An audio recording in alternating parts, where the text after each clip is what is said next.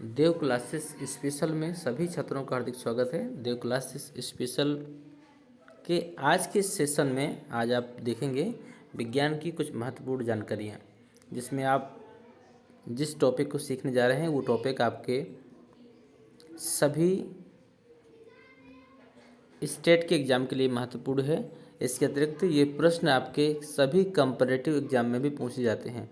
तो जितने भी बच्चे UP TET, C TET, super TET, railway या फिर किसी भी प्रतियोगी परीक्षा में बैठने वाले हैं, ये प्रश्न उन सभी बच्चों के लिए अति महत्वपूर्ण है।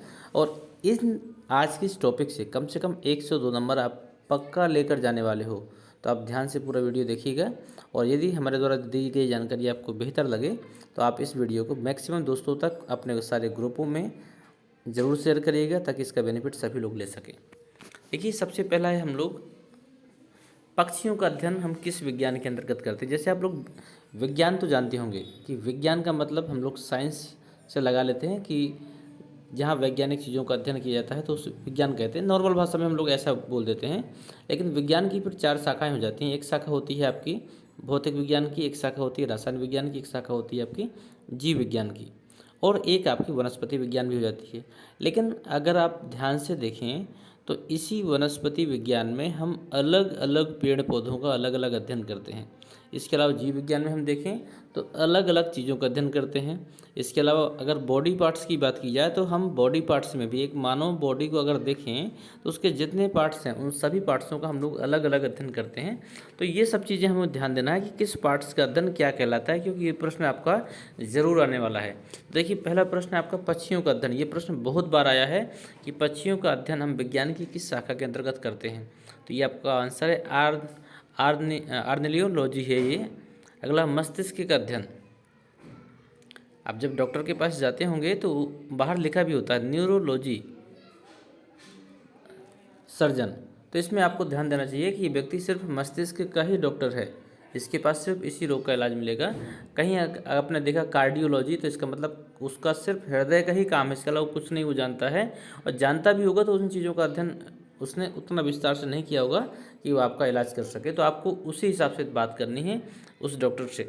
या इसके अतिरिक्त आपको प्रश्न भी सीखने हैं, तो आप इसमें से ध्यान दीजिएगा कि मस्तिष्क का अध्ययन हम करते हैं न्यूरोलॉजी के अंतर्गत में, किडनी का अध्ययन हम लोग करते हैं नेफ्रोलॉजी के अंतर्गत, हृदय का अध्ययन हम लोग करते हैं कार्डियोलॉजी के अंतर्गत में, वायरस का जो अध्ययन होता है ये वायरोलॉजी के अंतर्गत होता है, और सरीसृप वर्ग का जो अध्ययन होता है ये आपका हेर्पेटोलॉजी के अंतर्गत होता है। ऊतकों का अध्ययन हम लोग करते हैं हिस्टोलॉजी, और मधुमक्खी का जो पालन होता है वो सेरिकल्चर है, और रक्त का अध्ययन हम लोग हेमेटोलॉजी के अंतर्गत करते हैं। ये कहने के लिए 4-6 नाम होंगे, 2, 2, 4, 2, 6, 2, 8, 1, 9 नाम होंगे। लेकिन इतना मैं श्योर हूँ कि किसी भी एग्ज़ाम में इनमें से एक प्रश्न तो ज़रूर बनता है। और इसके बाद अब हम आते हैं कुछ नई चीज़ों पे। ये प्रश्न भी आपके पेपरों में बहुत आता है। जैसे आपसे पूछा जाता है कि बताइए मटर का आप कौन सा भाग खाते हैं, पपीते का आप कौन सा भाग खाते हैं, शरीफे का आप क्या खाते हैं, सेब का आप क्या खाते हैं। अब देखिए, अगर सेब का अगर हम बात करेंगे कि सेब का हम क्या खाते हैं, तो सेब में मैक्सिमम बच्चे ऐसे होंगे जो गूदेदार पुष्पासन का नाम नहीं लेंगे, गूदा ही कह देंगे, और वो चीज़ें आपकी गलत हो जाती हैं कहीं ना कहीं।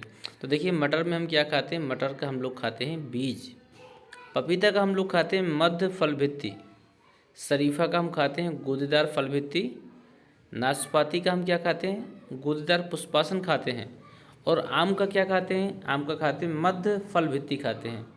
सेब का क्या खाते हैं, गूदेदार पुष्पासन खाते हैं। केले का क्या खाते हैं, मध्य एवं अंतः फल भित्ति खाते हैं। बेल का क्या खाते हैं, बेल का भी हम लोग मध्य एवं अंतः फल भित्ति खाते हैं। काजू का हम लोग खाते हैं बीज पत्र। अब देखिए, काजू की चीज़ आ गई आपकी, मैक्सिमम बच्चे इसमें गलत करके आते हैं। काजू का आप क्या खाते हैं, बीज पत्र। अखरोट का आप क्या खाते हैं, बीज पत्र। अंजीर का क्या खाते हैं, मांसल पत्र खाते हैं। देखिए, ये 100 में 101% गारंटी है कि यदि आपने आज का ये वीडियो देखा ना होता तो आपको इन चीज़ों की जानकारी नहीं होती। सिंघाड़ा क्या खाते हैं, सिंघाड़ा का आप खाते हैं बीज पत्र। लीची का क्या खाते हैं, लीची खाते हैं गूदेदार एरियल। अब बताइए, ये चीज़ें तो दिमाग में भी नहीं आ सकती जो चीज़ें आप खाते हैं। बादाम का क्या खाते हैं, बीज, ये तो चलो चल जाएगा। तो ये चीज़ें आप ध्यान से देखिएगा, इसको नोट डाउन भी करना है क्योंकि ये चीज़ें आपके लिए महत्वपूर्ण हैं और ये चीज़ें पूछी भी जा सकती हैं आपको। अगला है एक महत्वपूर्ण टॉपिक, इसमें से प्रश्न आपके बहुत आते हैं। जंतु का सामान्य नाम और उनका वैज्ञानिक नाम क्या है? देखिए, बाथ स्पंज, इस जंतु का वैज्ञानिक नाम क्या है?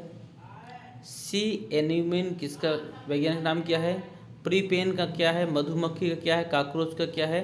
ये सारे आपको सीखने हैं क्योंकि ये चीज़ें आपकी पूछी जा सकती हैं। आपने अभी तक सीखा होगा मनुष्य का वैज्ञानिक नाम क्या है? होमो सेपियंस, यहाँ पर होमा लिखा है, होमो है। और इसके अलावा चलिए मैं बात कर, सारी चीज़ें हम देखते हैं। बाथ स्पंज, बाथ स्पंज का जंतु वैज्ञानिक नाम क्या है? You Spongia. सी एनिमोन का नाम क्या है? जंतु वैज्ञानिक नाम इसका है मेड्रिडियम। सी पेन का है पेनाटुला। परवान का है पेलियोमोन। और मधुमक्खी का है एपिस। तो एक बार आप इसका व्हाट्सएप लीजिए क्योंकि मैं इस वीडियो को आपको अगले सेशन में दिखाऊंगा।